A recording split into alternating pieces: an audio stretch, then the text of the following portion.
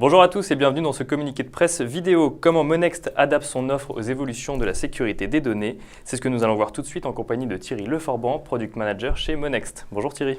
Bonjour Nicolas. Alors on rappelle l'activité de Monext, c'est une société spécialisée dans les solutions de paiement électronique. C'est bien cela? C'est bien cela. Monext traite des paiements par carte depuis plus d'une trentaine d'années maintenant. Soit pour le compte d'établissements financiers, nous avons les plus grandes banques comme clients, soit pour le compte de commerçants. Nous avons environ 6000 clients commerçants en France aujourd'hui et à l'international, dont des grands opérateurs de jeux, des grands opérateurs télécoms, des grands sites marchands. Et donc du coup on peut dire que depuis toujours Monext est positionné sur la sécurité des paiements finalement. Alors la sécurité a toujours été dans nos gènes, puisque dès qu'on manipule des paiements, on manipule beaucoup d'argent. Et on a donc une responsabilité et une garantie de résultat par rapport à nos clients sur la sécurité des paiements qu'ils nous confient. Et alors justement, on ne peut pas parler de sécurité des paiements sans parler de la fameuse réglementation PCI DSS. Est-ce que vous pouvez nous en dire un petit mot? Qu'est-ce que c'est cette réglementation? Alors PCI DSS est une réglementation qui a été créée par les principaux réseaux de paiement par carte mondiaux au milieu des années 2000, au moment où la fraude au paiement par carte a commencé à s'intensifier. L'objet de cette réglementation étant de fournir, d'imposer des bonnes pratiques de sécurité dans le domaine des paiements, notamment pour protéger les données cartes qui peuvent être réutilisées à des fins frauduleuses.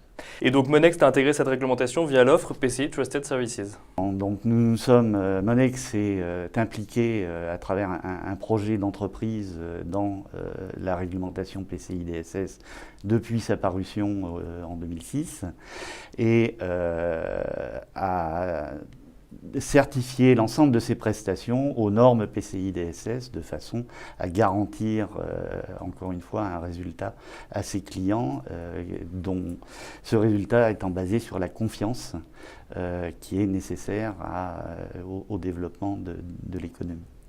Alors, si on prend un peu de recul, comment ce paysage sécuritaire du paiement en France, comment est-ce qu'il évolue ? Alors, le paysage sécuritaire évolue en fonction de la criminalité, puisque la fraude des années 2000 est devenue une cybercriminalité mondialisée et à grande échelle, avec des attaques massives aujourd'hui qui ne se comptent plus par milliers ou dizaines de millions de cartes compromises, mais par dizaines de millions.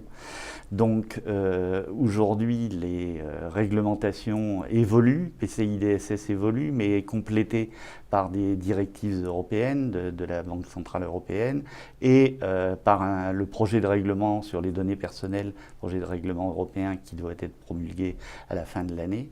L'ensemble de ces réglementations convergent vers non pas ce qui peut être compris comme une intensification des contraintes, mais comme une bonne gouvernance des données de façon à inciter, à susciter la confiance et à conserver la confiance des consommateurs, de façon à ce que ceux-ci, ayant confiance, que ce soit au moment du paiement ou au moment où ils confient des données à un fournisseur de services, fournissent des données fiables qui sont le b.a.-ba du développement de l'économie numérique, de ce qu'on appelle le big data ou le nouvel Eldorado numérique.